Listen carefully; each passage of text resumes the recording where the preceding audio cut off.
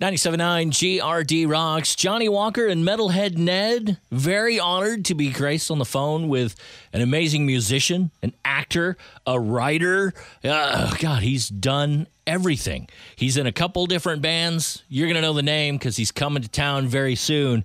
It's Corey Taylor from Slipknot. How you doing, Corey? Hey, what's up, guys? What's going on, man? Hey. Thanks for taking a few minutes for us. I'm enjoying the soupy Florida weather. It is incredibly gross outside right now. I heard somebody else was down there last week, and she told me it was really, really nasty and just humid and crappy. So, know what you're going through, man. Dude, I'm starting to smell areas of myself that I'm not really sure I want to. It's really just unfortunate. Well, you're keeping super busy. I mean, you're down in Florida, you're doing touring, you're writing books, you got a new Slipknot single, you've got Stone Sour stuff coming out. Do you ever sleep or take time to breathe or, I don't know, go to the bathroom or anything? You know, I try to, and then I get a call, and people offer me stuff, and I say, sure, I could do that. Why not? You know, I just shot a small part in Clown's first theatrical movie called Officer Down. It was a one-day shoot. I was there from soup to nuts, and hopefully I didn't suck in it, you know. It was just crazy, you know. Like, I don't know why I keep getting this stuff, you know. Like, people just keep going, hey, you want to try this? And I'm like, sure, yeah, of course, you know. You're as kind long of as I keep getting away with it, I'll keep doing it. You're kind of in that unique position where you can kind of like, you know what, I can just pretty much do whatever I want. Have you ever done any like other acting before you acted in Clown's film? Well, you did Fear Clinic. You did Fear Clinic. Oh yeah, Fear Clinic. Well, I did Fear Clinic. Yeah. That was my first real taste of it, you know. And obviously, I had a bigger role in that, so I was there for a couple of weeks. But you know, it's cool, man. You know, and it's fun for me to watch stuff like that back and go, you know, and then just rip myself to shreds and go, oh God, I could have done that better. Oh Jesus, what the hell was I thinking on that one? You know, but I really dig it, you know. So as long as people keep asking me, man, I'll keep doing it. So in Fear Clinic, you had probably a good mentor. You had Robert Englund there at some point while you were filming, didn't you? Oh yeah. I got to hang out with him pretty much like every day. Did you get any good tips? Pretty rad, man. You know, he gave me, he was very, very encouraging, and like would come down and watch the other scenes being shot. Didn't have to, but he did, you know. So he would come down and he'd be in full makeup and whatnot, because he played like basically three different characters in that movie, which was really, really cool, you know. I remember my last day of shooting, I was walking by, and he had some time in between takes. He's sitting in his what would have been his dressing room, but it was just one of the rooms that we weren't using for that day. And he's in this full monster outfit, not to give too much away to people who haven't seen the movie. And he's got a glass of champagne. It was the most bizarre thing I've ever seen in my life. And he goes, Corey, come over here, come here. You know, so, and almost in that Freddy Krueger voice, which totally made me fanboy out a little bit, you know. And I so kind of go in, and he's just like, I want you to know that I've been watching you. I watched some of the stuff that you've done, and I think you're doing a hell of a job. And I think you should keep at it. And I was like, thank you. You know, just you know, because I'm still a fan. You know, like I love that stuff, and getting words of encouragement like that is really, really rad. So. Yeah. Nice. That's awesome to hear. That's fantastic. Moving over to one of the other million projects that you have, you've got a bunch of EPs with covers coming out for Stone Sour. How do you go about picking what songs you guys want to do? You know, that's just it's kind of cool because this is something we've been threatening to do for a very long time.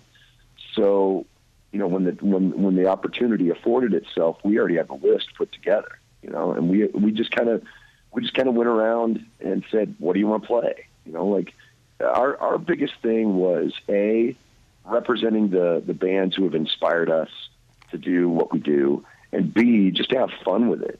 This wasn't like days on end spent agonizing over vocal takes or or anything like that. You know, I mean, we did the majority of the music live at Roy's studio. And then for 2 days, I would just sing my ass off, you know, and I mean, all those vocals on the first one were done in 2 days. The one I just finished up, the vocals were all done in 2 days. I mean, it was just like, hit it and get the vibe and get out, you know, don't overthink it. Don't try to don't sing it with the thought of, oh, we're going to auto-tune this later, which is just such a cop-out, you know. Yeah. It was capture the vibe and have fun with it, you know, and that's what we did. I think that's why it pops off the album the way it does, you know. Like, we've gotten so many compliments from so many people about the spirit of it and the sound of it that, you know, it just feels good to know that, you know, we did these songs justice. And yeah, I'm looking forward to seeing the reaction on people when we put the second one out. Definitely. Are there any like certain tracks that you wanted to get on there but just were not fitting on the album, like ones that are like, you know, maybe someday I'll get that out there? No, I mean, you know, we split it up over 3 EPs, but, you know, I mean, the one song that I've always wanted to cover was Unchained by Van Halen, and that's going to be on the third one that we put out.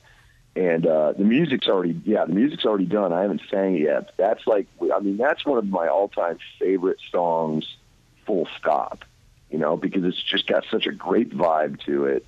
And I love that band so much that I just feel like that song just kind of sums up everything about that band. That's awesome. Yeah. You know? So, you know, when the time came, I was like, we're definitely doing Unchained. Everybody can shut up. We're definitely doing Unchained.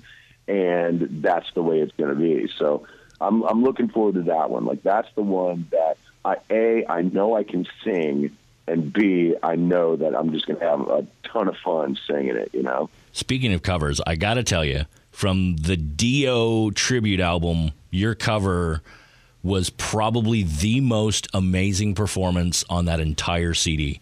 When I heard that album, I was just like, holy crap, man. Corey is killing it. Well, that's a pretty big compliment coming from that. I mean, there was some great artists on that album. I mean, everybody from Halford to Anthrax. I mean, personally, I think Anthrax's cover of Neon Nights is unbelievable. Oh, it is. It's just got such a great vibe to it. And Belladonna is just such a great singer. Yeah. You know, that was something that, Wendy asked me if I would be a part of it.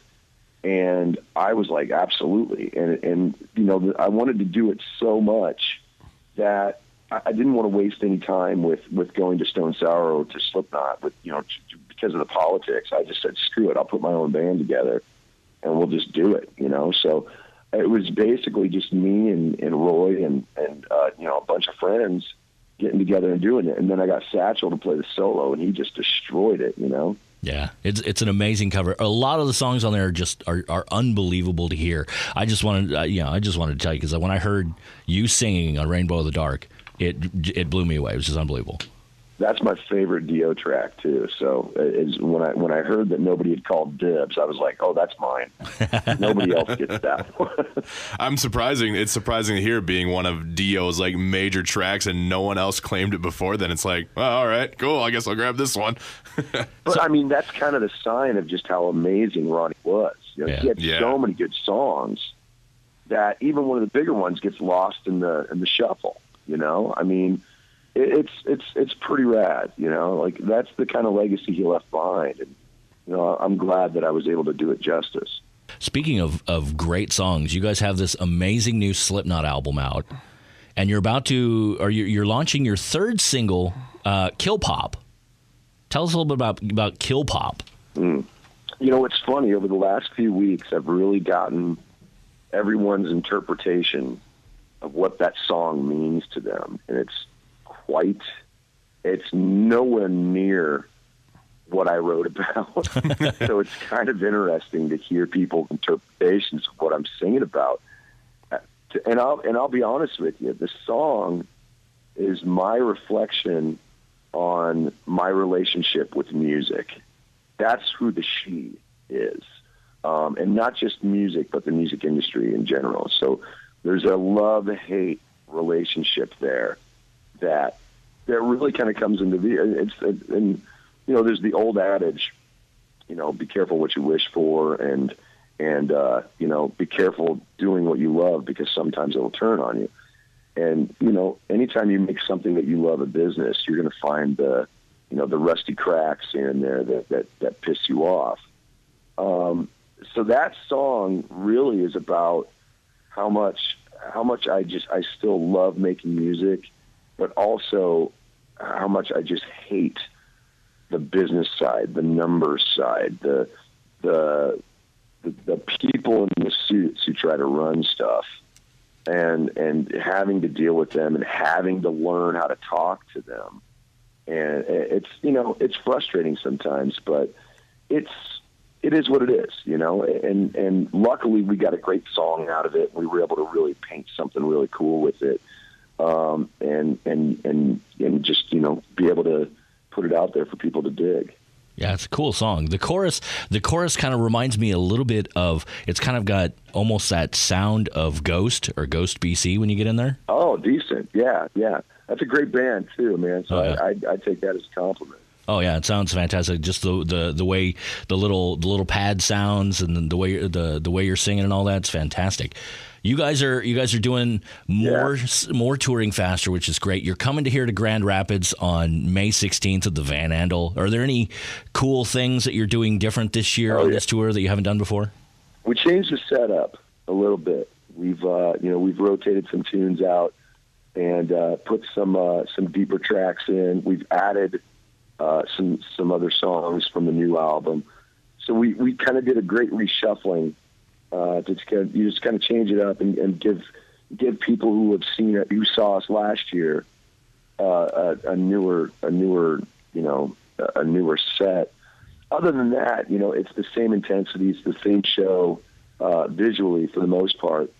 It's funny because we had to scale down our stage a little bit to fit on stuff, because we're doing a bunch of radio shows, and you would think that these radio shows would have big old stages, but we've had to actually shrink our set to be able to get on some of these stages, because they're just like, we can't hold you. We can't hold what you're trying to bring to the table. It's like, well, wait a minute. We didn't have a problem in some of these hockey arenas that we were playing earlier. I mean, what the hell's going on? So, I mean, it's funny. The challenges of trying to bring a band this big out to the people sometimes are so funny.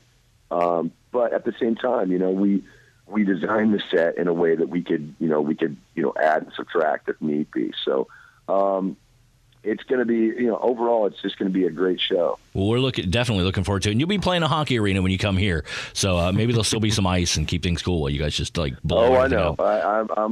I'm looking forward to it. I've actually noticed, I've seen you guys here a few times now, and I remember actually seeing you at the Orbit Room. Because I remember you mentioned you like, we're so far away from the Orbit. Yeah, so far from the Orbit Room, then to the Deltaplex, and now at the Van Andel Arena. It just seems like it just keeps progressing, and it's so awesome to see. It's crazy, man. The parking lot of the Orbit Room was the place where I signed the weirdest thing I have ever signed in my whole career. And because we're on the radio and polite company, I can't tell you exactly what it was, but let's just say that it gave me a weird memory, albeit a fond memory, but still a weird memory of Grand Rapids, Michigan. Wow. Yeah, I remember seeing you the first time I saw you guys live I think it was like 10:30, 11 o'clock in the morning on the Ozfest tour. And you guys were somersaulting each other. That was intense. We were younger then. A little more limber.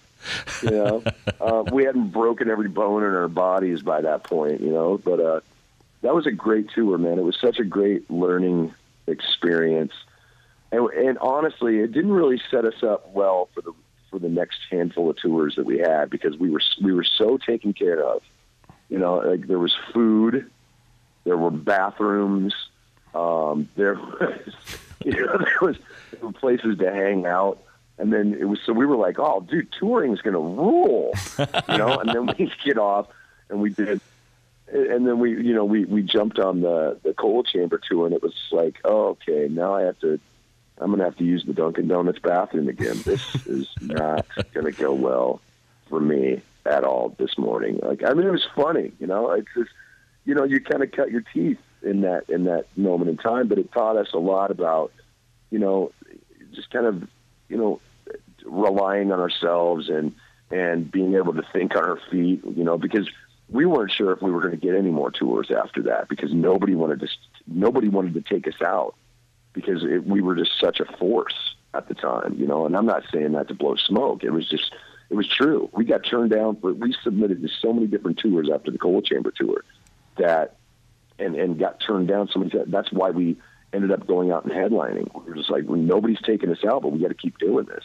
You know, the same thing can actually be said. It's kind of like history repeating itself. I'm a big Kiss fan myself, and when Kiss was kind of starting off back in the 70s, no one would take them on tour because of the show that they brought and everything. They'd always just dominate every single night. And you could say the same thing about Slipknot, which is, again, kind of history repeating itself. Yeah, man, I love that. I love the fact that was the challenge that was thrown in front of us, you know? And, you know, we seemed to rise to it.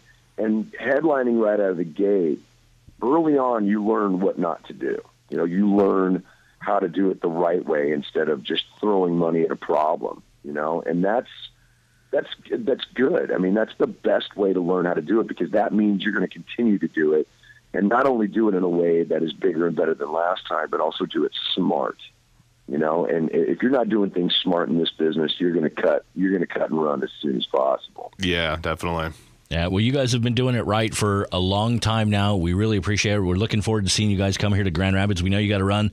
We're looking forward to seeing you here May 16th. It's going to be a fantastic show. Cannot wait. Is there anything you're looking to do when you come to Grand Rapids? We can take you to do something? Yeah, that's a good question. My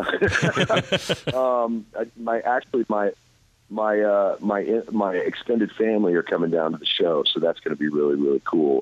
My wife's family are all from Detroit. Oh, nice. So they're going to come down and see the show. So expect me to be surrounded by, and this is no BS, probably 70 people. Wow. Because my wife's family is out of control, dude. Like, they're gigantic.